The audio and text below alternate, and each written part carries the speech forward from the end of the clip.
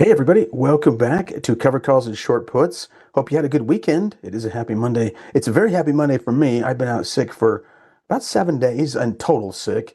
That includes some of the weekend, but I am back now and good to be back with you all. Joining the chat by a good friend, colleague of mine, Barb Armstrong. Great to have Barb here. Folks, you can follow us both on X, Mike Fairborn CS, Barb Armstrong CS. Be sure that you get that CS down at the end of our names. There are a lot of imposter accounts. I know Barb and I, we get hit extra hard. I just noticed I've got about 5 imposter accounts on there. So if you are interested following us, or you might have, if you followed somebody else with our names that didn't have the CS at the end, it's very likely an imposter account. Just park that in the back of your minds. It was kind of a shock when I saw so many today. I just saw 5 that I wasn't blocked on. So I don't know how many I'm actually blocked on, but there are a few out there. Just to keep that in mind, wanted to hit that, folks. But hey, today I want to take a look at some cover calls and short puts. Filling in for Cameron May. There's been some movements in the market to the upside short term, but intermediate term, we're still looking at that downward trend. We have to kind of parse that out a little bit and see what areas in the market look interesting, because we're kind of coming up to some resistance levels. We need to be careful because a cover call or a short put is still kind of bullish to neutral. It's not a bearish trade. So we'll talk about that in just a second. Look forward to it very much.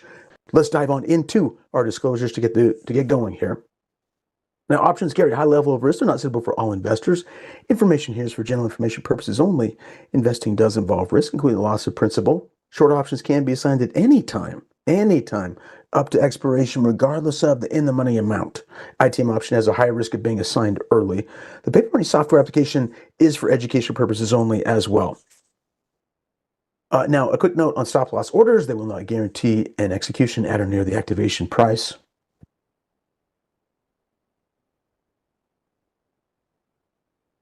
There are risks associated with investing in dividend-paying stocks. So we're going to look at a couple of those today, at least a couple of those, including but not limited to the risk that stocks may reduce or stop paying dividends altogether. All right, well, let's turn back to our screen here. We'd like to welcome you here, all of you too. We've got Kurt. I'd never eat here. We've got Joe. How's it going, Joe? I saw Joe at the New York event a couple of years ago. And by the way, speaking of events, I did catch that Barb is going to be teaching at the New York event. Be sure to get that if you are in that neck of the woods. How are you doing, Will? Probability Trader. We've got Mighty Mouse, Life in the Fast Lane. Hello, hello. All right, well, let's take a quick look at the markets here. I'd mentioned that there is a bit of a general risk in covered calls and short puts, looking at a lot of companies that are represented within the market. And why would that be? Well, we did make this pretty big low in here, a lower low. Ooh, black's not going to work great at all. You know, black never works on that black background. I had black in. There we go. Much easier to see. Lower lows, lower highs. You can see, folks, that this trend was developing over a longer period of time, right? I mean, we're going back to mid-February-ish. Here we are coming into May, still lower lows and technically a lower high here. On a short term, though, I wanted to state that this is a higher high and a higher low. So the trend is up short term, but one quick note, and this is where I wanted to just mention this, because as you know, with a covered call and a short put, bullish to neutral strategies for, selling options to generate, potential income. Right here, there is a very big gap. That was the first gap down on the reciprocal tariff news. Now we have since recovered. There are some negotiations being made. There are some positives to try to keep in mind here. We'll see what happens. There's still some uncertainty, but that is a fairly decent resistance level. We want to be mindful of that, because if we think about it, S&P 500, representative of a lot of stocks, and will companies be able to fight through this or not? Well, some traders might wait for it to get above maybe some of these additional resistance levels. I've got a long-term one here at 56.60. Same thing holds true with the NDX, right? Just a quick view of the NDX. You can see that the trend is certainly down. That same resistance level might be coming in near these points here. I guess the gap down we were looking at is actually here. We're above that gap, the relative gap on the SPX. But be mindful.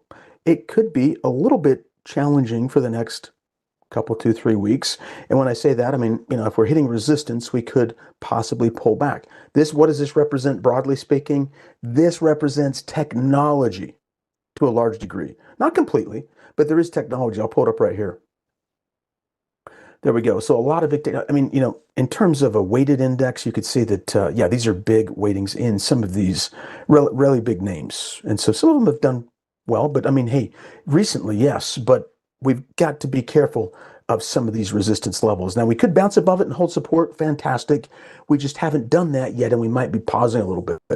So having said that, I wanted to turn today to maybe some of the other areas that we may have seen some strength in the market. What can also be helpful is just to pull up a sector overview. This is all 11 sectors in the market. This is the consumer staples market. It has been pretty interesting in terms of holding up. It was on the verge. I think it actually technically did break out. With the only sector to break out here was consumer staples, but then we dipped back down. So, but then again, this could be like kind of a flaggish pattern. So I wanted to look into this group today a little bit. And some of these are dividend payers. They have been dividend payers. That's an interesting group maybe to consider. And also with that, communication services.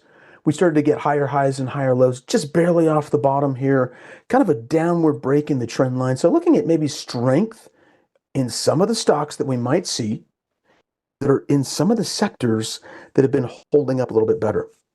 By the way, another one too is utilities down here. Also, a dividend payer. I've got a dividend payer too. It's been kind of flattened to a range. And when we're thinking covered calls and short puts, we can still think of flat positions too to be somewhat profitable as well, right? I mean, if you can hold above the strike price. But let's dive into that first. Okay, so let's start off with an explanation, and we'll get into more detail on this. But I did want to use an example here that we're going to be looking at. One of them potentially is going to be VZ. Verizon. This was one that we traded earlier in the swing trade class where you can see there was I still have that in there. I can take it off. But we had an inverted head and shoulders pattern down here. Shoulder, head, shoulder. Just like a head and shoulders, just flipped on its head. And that was a rally up. Sometimes you do get, we didn't know if that would happen, but there was a little bit of a bull flag there. After earnings, we are after earnings almost at the same time again as we were over here, but yet we're holding maybe at a support level here. It's acting different than a lot of stocks in the market. In other words, when we saw the market dip, we just looked at the market, it was kind of like this, mid-February, one of these, and then we kind of bounced back a little bit. Verizon did break down. There was a big gap in here. But it has held that very, very nicely through here. What does the trend look like?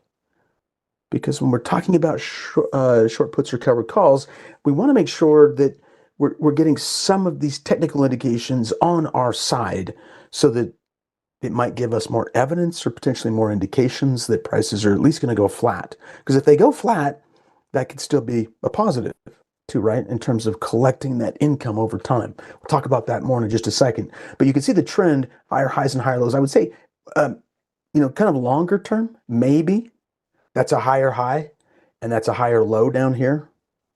We did take out some longer term highs. That's all fairly interesting here. But we held support and we're actually just kind of holding near that support level.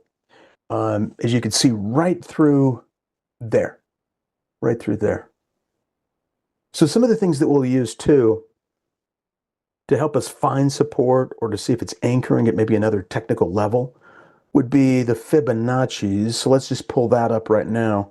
Bottom right hand corner of the screen, you can see that this little icon encompasses all of the drawing tools. You click on it once, here they all are. I'm just going to go to the Fibonacci right here, the retracements. I'm going to do my best to just sort of eyeball this. Click at the bottom. I'm going to show you this. I'm going to pull to the very top, and you'll notice that we did bounce off an interesting level, and I just so happen to put the yellow line where support is showing up on the chart very, very close to it. But that 61.8 level kind of stands out there as maybe an interesting level. It's this 38.2, the 50, and the 61.8. Many traders will just look at these 3 points for support or resistance levels as they draw out the fib from the low to the high, looking to see where it might hold support. Well, it turns out that 61.8 is fairly interesting, right there. It's holding. It's at a level, and that all else equal could be a positive. I'm going to do one thing over here because a lot of times I won't use the very tip top of the drawing, the candle. And a lot of times, a lot of, there could be more weight to the closing price or the body of the candle. And notice when I do that, something interesting happens. All this did is it shifted from the 61.8 to the 50. That's it. That's about the same distance as that 61.8 and 50% fib. And so I've seen this happen so often, but I do this because sometimes, notice what this gives, the 61.8, the bottoms of the range, where the candles are testing. Where does the 50 give? Where I drew the body at? The bodies of the candle. A lot of bodies right there. A lot of candle bodies right there. So let's see what happens. That could be an indication of support. And that's all I'm just kind of highlighting. It ties in with support, doesn't it, Fibonacci? I think many of you might use Fibonacci and price patterns with price patterns because possibly we're looking at a longer term, sort of a flag pattern, maybe like a weekly, but we're waiting to see if we can get moving here. While we're waiting, some traders might say, well, why don't I try to earn income as the stock has been pausing day to day to day? Let's eat away at that time value and try to make a gain on that. One more technical indicator, then we'll dive into that portion. I wanted to show you, two more right here. Notice volume really light, getting light down here. That's kind of interesting too, because when you come down to a support level, you might just be getting fewer and fewer sellers at maybe a couple of these different interesting ranges, 50%, 61% fib. Volume's getting lighter, but yet the volume, when we're looking at a combined volume of the money flow, which does a good job. I mean, that's what traders would look for, when they're looking for, I don't want to say good job. The technical indicator tries to do a good job, tries to do a job of comparing buy volume versus sell volume. Are we accumulating or are we distributing? This indicator down here does not have an oscillation range. It can go up and up and up. And I've seen this level incredibly high before because it doesn't oscillate. It just can keep growing with volume. Notice one thing, we're at highs over here on this indicator. I mean, over the past year at least, we're at highs. Well, the price is not at highs. The price is holding this level very nicely. So according to the money flow indicator, which tries to net out relative buyers versus relative sellers, what are we seeing at support? Are we seeing a lot of sellers come out? Not really. I mean, money flow is holding flat. It's holding flat. And it's not only just holding flat, it's holding flat at a high point. Now, according to money flow, the people that trade money flow, what some traders will look at is they'll say, well, that means that we should at least take out the 47 level. We don't know if that will happen. We're down here. But if we were to even get up into this range where we had some of these higher levels, this could work decently. I mean, if that were to happen, it could work for a covered call. It could work for a short put as well, very easily. Because what traders are looking for on that short put is they're selling at a level that is below maybe a couple of key support levels. We've identified that. I've just, I guess, randomly pointed here to 50, right in the middle, between 40 and 41. We're sort of in the middle here, but the whole idea is that the price of the stock can go, over the time frame that we're looking for. We're looking for prices to hold above a support level, or at least above a strike price, preferably a support level. We have a couple of these, like we said, maybe here and through here. Interesting, it might bolster that level so we don't move down to this point over this time frame. But what is nice is prices could go up, they could go sideways, and they could go even down a little, right? Because where are we at? We're at 42. And if we're at 42 and prices were to go down, and let's say we sold down here somewhere at this strike price, folks, that is 3 levels or 3 directions that the price of the stock could go. And what traders would look for is if we hold above that strike price, then they're looking in any of those three conditions, remember this level kind of holds flat around here, but any of those three, they're looking to make the max gain potentially if they hold that to expiration. So it's kind of a fascinating way, isn't it, to try to generate income from the stock itself. Any questions on that? I think it's pretty straightforward, but yeah, NK, that's what it's looking for. It's looking for more buyers and sellers. Yeah, down here. We're talking about the money flow. It tries to net that out. You don't see that very often. In fact, that's a very, very rare event in my experience that you would see the money flow. It doesn't mean it's going to go up. It just means that according to that indicator, there's been some accumulation as opposed to distribution. All right. Well, that's the short put. The short put side. But, if we're looking at the covered call side, which we can do too, because I want to kind of maybe look at maybe potentially doing a couple of trades on a couple of different stocks. I want to show you a few first. But if we were to buy the stock, it's not that, a lot of stocks in the market right now are in the very high hundreds, even thousands. This is at roughly 42 range. But when we buy the stock, it's more capital intensive, right? When we're selling a put, it's maybe a little bit less capital intensive, of course. The margin requirement could be a lot less than having to own shares here, because you have to own at least 100 shares to do a covered call. So 100 shares of the common stock to sell one call. Okay, let's compare that to as well, because we could do potentially either one. It depends on what somebody's maybe thinking over here about the possibility of an upward move and where they might be interested in selling a call at. Okay. So really looking at maybe on the buy side here,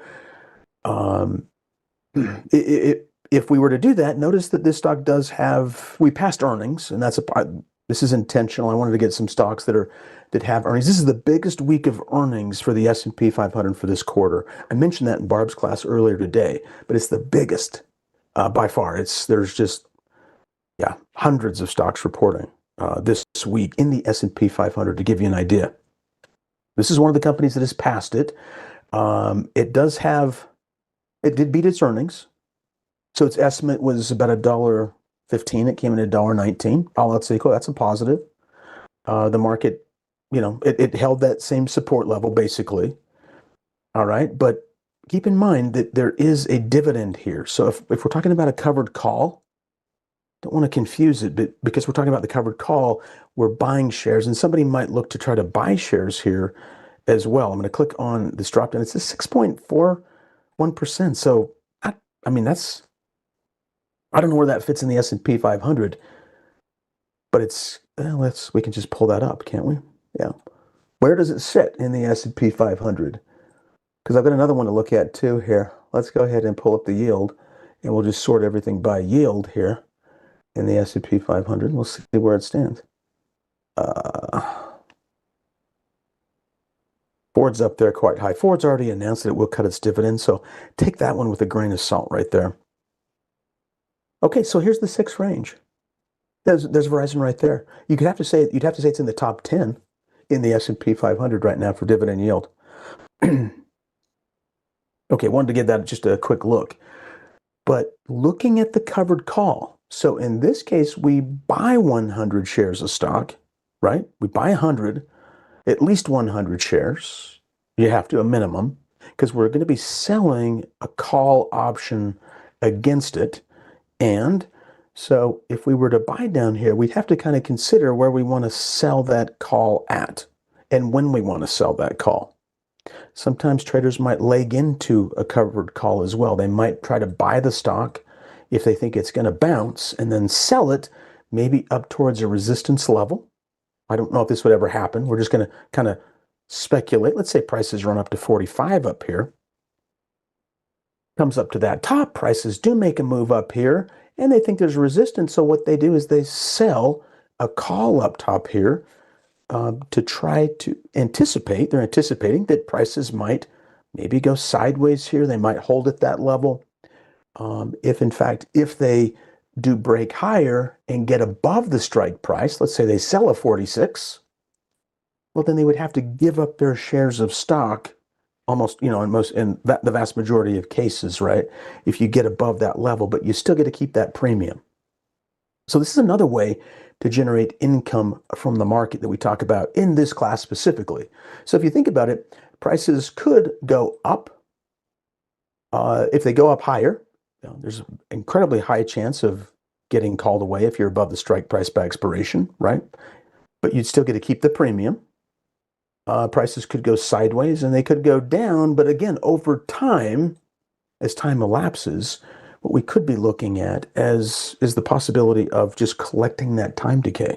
So some people that hold long stock will just look to sell a call from time to time and try to keep it out of the range of where they think that stock's going to trade so that it doesn't go above that strike price, and then they end up getting called away.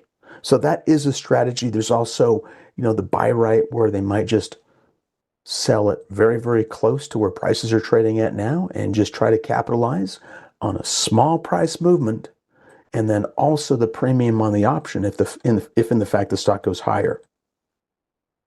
One quick note, if we are to sell a call, right, and the price of the stock, we buy the stock and the stock goes down, there could be a slight offset that gives us some buffer to the downside. Let's say, for example, I'm just going to throw this out here as an example. If we said the stock goes, we sell a call and we get $1 for it, but what if the stock drops $1.41 by expiration? You know what that did for us? It actually gave us a little bit of a buffer, a little bit of a range for the price to drop, and then the premium we received goes to offset that loss as well. So you lost, we had 100 shares of stock, we sold one call, it dropped $1, we lost $100, but we gained $100 on the short call side. So I wanted to hit both of these in one, not to confuse everybody, but sometimes they might, people might choose a covered call as opposed to a short put because they think the price of the stock might bounce. And what do you get with the covered call that was different with the short put? Well, there's a higher capital requirement up front. You got to pay for that, right? Those aren't always cheap. This one, again, we said is at $42, but the possibility of a dividend. Now, this dividend's already been paid, and dividends could be cut at any time, we said. But if somebody was going to hold for a long period of time, if you're just selling puts and you don't get assigned that put, well, then, that's, you're not going to get the dividend. One quick note, though, on the short put, too, while I think of it, if the price of the stock does go down to that strike price by expiration, that's where that assignment occurs. Right? So for every one short put that we'd sell, incredibly likely there, folks, that we would get assigned 100 shares of stock at that level. Sorry, I did throw that in there because that's for the short put side, but that should open your mind to that selling a put could be an interesting way to try to buy shares at a possible discount and to receive a premium to do it, right? Because some traders might just say, well, I'm just going to sell that short put down here because, hey, even if it comes down here, maybe there's a support level down here too. It might bounce off of. I'm a long-term player. I'm okay accumulating shares by selling a put down here and getting assigned stock so I can then, hold it for a long period of time because that's how I can capture the dividend down here. So I want to mix that up a little bit, kind of show you what's going on with both of those. Yes, you do get assigned, Bruce. You buy stock when you sell a put, and you do get assigned. An assignment can occur anytime, but traders are looking for, generally when prices go below the strike price is when those assignments occur. It's much, much more likely for that to occur. But yes, you're assigned long stock, and you still get to keep the premium. Case in point, if we sold at 40 right here, and the price of the stock dipped down to 40. Let's say we got $1 for selling this put at 40. So we sold the put at 40. I'll just put minus 1p over here, one put at 40, and we got $1. It's not a very good dollar sign, but we got $1 for that. And there was an assignment. It goes below here by expiration. We get to keep that 100 shares. And did we buy the stock at a discount from where it's at right now? We did. It was at 42. Now we're buying it under 40, and we're getting paid a premium to purchase those shares. But that's what selling a put is. Selling a put is another strategy for some traders in how to try to purchase stock over time as well. Okay. All right. So we've got that. Got those two. Let's explore over here too on the trade side, because one of the key things that we need to do, and I did this in advance, and you probably would have imagined that, yeah, we want to look at a stock that does have some good liquidity, because if it doesn't have good liquidity, boy, you really oftentimes just need to toss these fast. Verizon, it's on the S&P 500. That's another hint that it might have good volume, but that's a key check just here as well. Now, we also want to take a look at the volume over here on the options themselves. There's the June right there, the June monthly contract. And that June monthly, as you can see, is in the 5-digit range. That's in the tens of thousands. So a lot of times traders are just looking for those in the 300 range, at least for liquidity, because what that can yield, if you have good open interest here too, it can yield for you a good spread, or I could say a better spread between the bid and the ask price up here. And that's what we're really looking for. Those that are so big that you could drive a truck through it, they're very, very ineffective. Especially if you're trying to, let's say, buy back that short put. You can do that if the market's open. Obviously, the option market's open, but these are very good. I mean, this is like a, 4 cents, 5 cents, excellent spread. And we're down all the way down here to a 2-cent spread. You can't ask for more than that. I mean, it's very, very nice, right? Let's look at the weeklies too, because a lot of these that do trade a lot of volume and very well known have good and have good liquidity on the weekly. And this has great liquidity on the weekly too. 6 cents. About another 6 cents or so, about another 6 cents there on down the line. So looking really, really interesting here in terms of liquidity too, for the possibility of a short put or a covered call. Conversely over here, these are looking very interesting too on those spreads. The weeklies do not have the open interest on that you can see. The open interest is not there. Now, that's something that you'd want to kind of consider too. But remember, this is probably it could be a fairly new weekly contract as well. Some of these don't have any open interest or very little. So that's a gauge, but a lot of times I look at the monthly. If the monthly is pretty good, you can look at the weeklies, and if you've got the good volume on the underlying stock, it might just be a reflection that a number of these months could be pretty good in terms of open interest. But clearly, yeah, an open interest difference here. That's one consideration. Okay. So, by the way, this is really, I love to do this. Set up your strike price, your strike levels, or your strikes, I should say, just at a lower number where you can see both of these on the screen itself. So helpful to do when you do this. That way you can do some quick comparisons across the board. In fact, if I wanted to throw in the May, another one, I could just scroll up and down and just see what those liquidities look like, and what are some of the strike prices looking like as well. These are dollar wides across the board, but a quick, excellent comparison. Okay, so we've got this one. Can't see the screen. Okay. Anybody else having an issue seeing the screen? Should be coming through. Let me know otherwise, though. Yes, the covered call is a neutral to bullish strategy. Oh, Barb's got that too. Excellent. Yeah. So you got that. The neutral to bullish. And let's do this. I wanted to kind of do a poll today, and we'll see which one we've got. No problem, Luke. Great to have you on board. We're just taking a look at Verizon for a covered call or a short put. We looked at both. I want to compare that with AT&T, and we'll kind of look at the differences here between the two. Okay, good. Thanks for the confirm there, Ricebird and others on that. I think we're okay. Yep, exactly. That refresh is really, really helpful to do on the screen too. Yep. Okay. Well, here's AT&T. I think you might get a pretty good idea where the trend stands with AT&T. left-hand side of the screen to the right-hand side of the screen, folks. I'm seeing this. Is that coming across right? It's so weird. It's the other way. Okay. I'm saying that incline. And we've been going sideways here. And yet, I just have to do this because that money flow has been tracking very nicely with it too.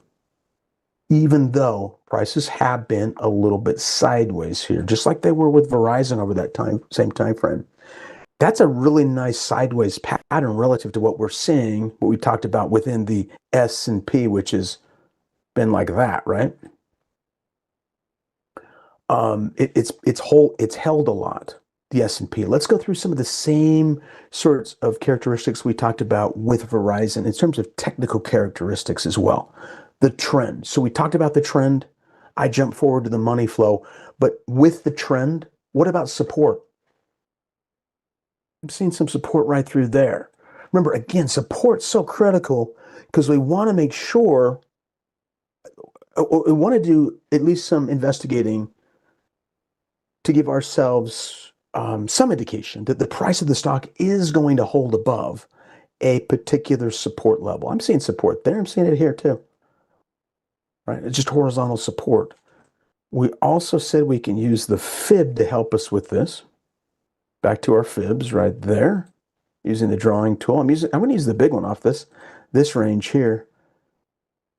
Just using the body of the candles here. Look at that. Oh, 50 right there. So maybe some support at 50. Did it hold the 38 too? Very nicely. Right there. It held it again right here. So what we're doing again is, despite market conditions that we talked about from the get-go that could find shorter term resistance and maybe a risk off condition in the market, maybe some market weakness here in the next little bit. But what are those companies that have been holding up the best and maybe showing indications of support? Verizon, AT&T. I would say, AT&T is a little bit stronger to the upside. Verizon's maybe had a longer test of a certain support level, to be specific, but they're very comparable. They're kind of in the same group, right? Of course, carriers, cell phone carriers, and amongst other things. But that's a comparison that we could look at for sure, because we're just saying, if we were anticipating prices going up, or just holding sideways, cover call or short put. I highlighted both of those on Verizon, so just keep those same concepts in mind, right?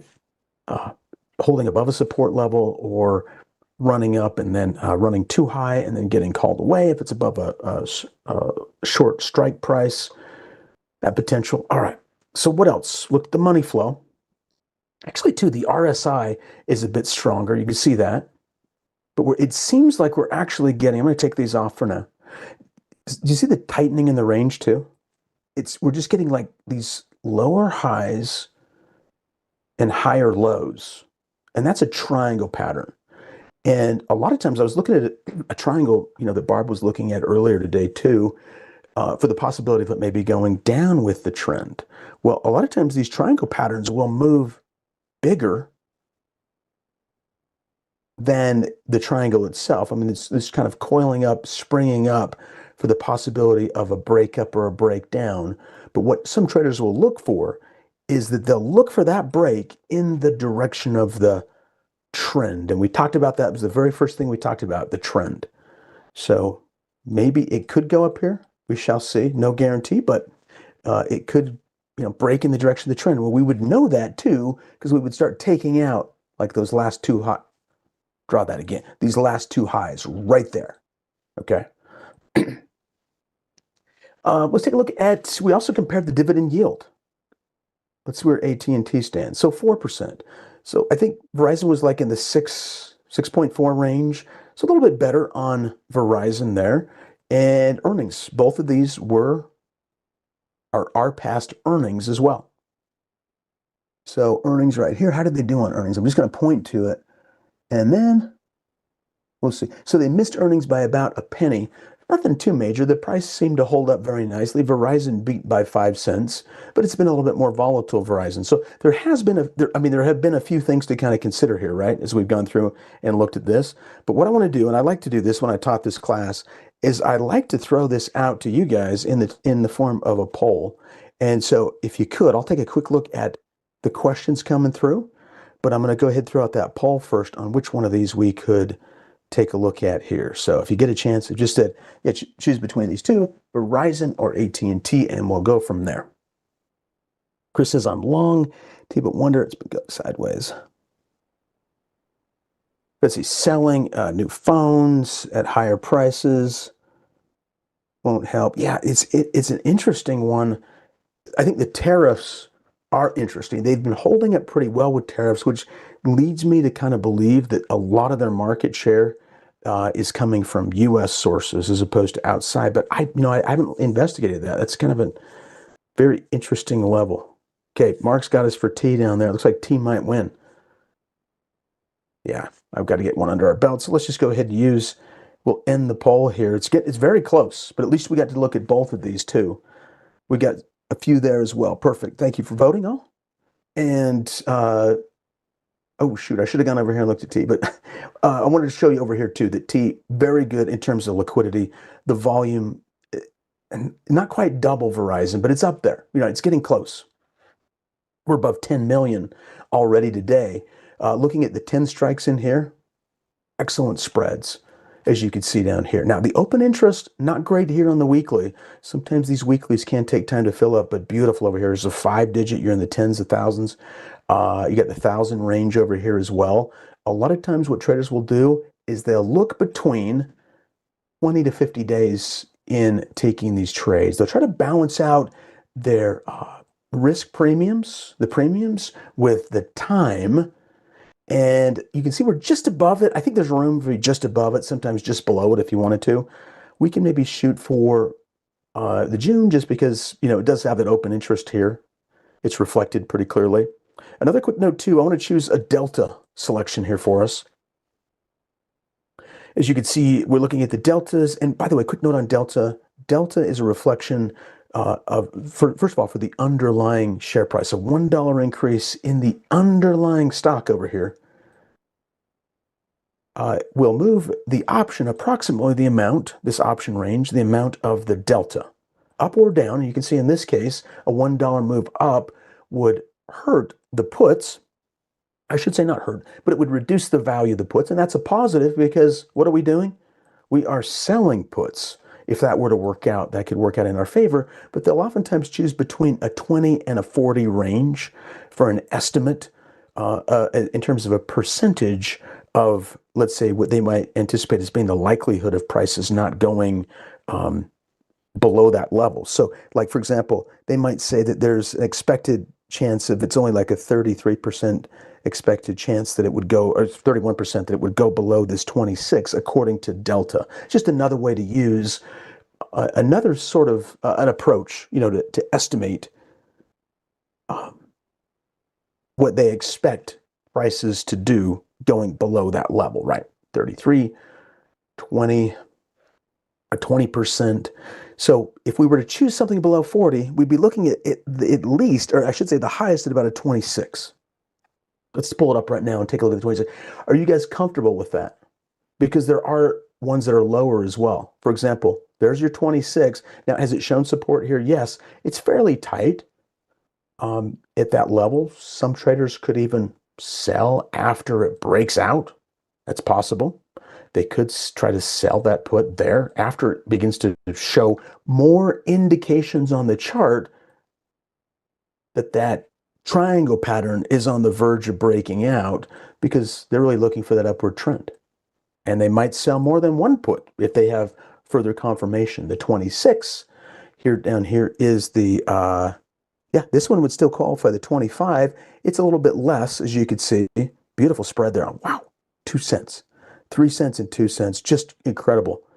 That's the big one here in terms of open interest, the 10,000 range. But you can see that does drop our premiums down, right? If we were to sell that one, just so you know. Let's look at this. If we were to click on the bid, because that's how we would set this up. We click on the bid because we're selling puts, 57 cents. I'll click on it one more time. Look at the dialog box. There's our break even. We kind of talked about that concept a little bit. Our max gain is 57. Buying power effect, margin requirement about $424. Okay, that's with a single contract. We would get a lot less if we chose this one here. As you can see, just a good, easy, quick comparison to kind of take a look at here. By the way, the quick note I wanted to state on this too, before we put this paper trade in, is that you always want to be mindful of that max loss, of course. Why is that max loss as high as it is? Why is it 2,000 and change? Because remember, if the shares were to get put to us, prices were to go below, let's say, for example, in this case, 25, the 25 put, and they were to go to zero. If AT&T were to go to zero, that's where this comes into play. But I just want to put that in context so you know that's where that number's at. I'm going to go ahead and select this 26. I'm going to do just a couple contracts here as an example and pull this up and show you guys what that looks like right here. So you can see that that did increase our max gain, our max profit potential. Break even stays the same. The max loss, well, it increases by twice as much, right? Because we have 200 shares here. Now, each one of those is equal to 100 shares. Buying power effect also increased too, but that's what we're looking at here. Okay. Jumped up quite a bit. So there are other strategies you can take a look at. I know Barb will look at like some of these short put verticals. There are ways to help reduce that. In this class, we're just talking about short puts or covered calls. But let's go ahead and put this on through and I'll show it to you right there.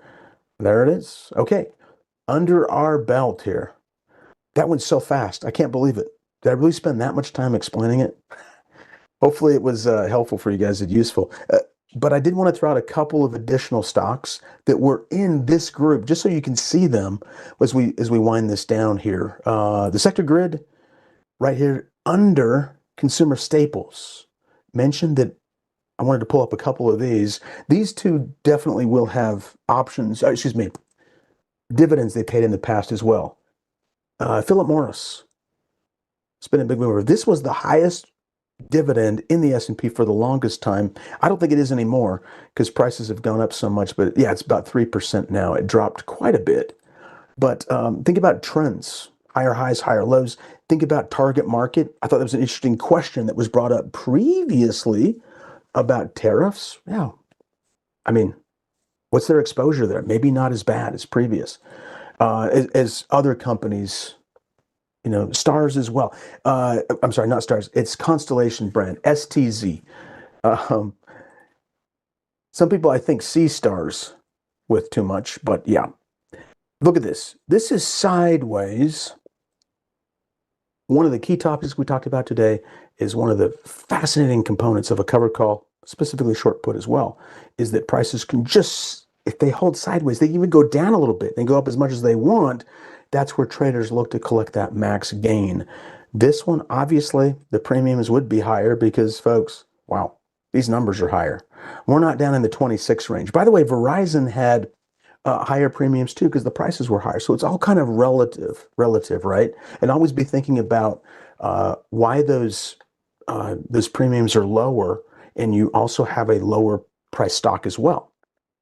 How would that factor in to just overall total risk? So not as much risk, obviously, if the prices aren't to go as low, all else equal with a single contract. All right. Let's see. I think we're all set, everybody. Yep, we are out of time. And it's good being here with you all. Again, you can follow Barb and I on X. Again, we got to be sure to make sure it says CS behind it. I did catch 5 imposters today that I could actually see. Mike Fairboy CS, Barb Armstrong CS. It has been good being with you. I hope you took something of value from this presentation. And be sure to subscribe, bottom right hand corner of the screen, like the presentation. Everybody have a fantastic rest of the day, and we'll see you later.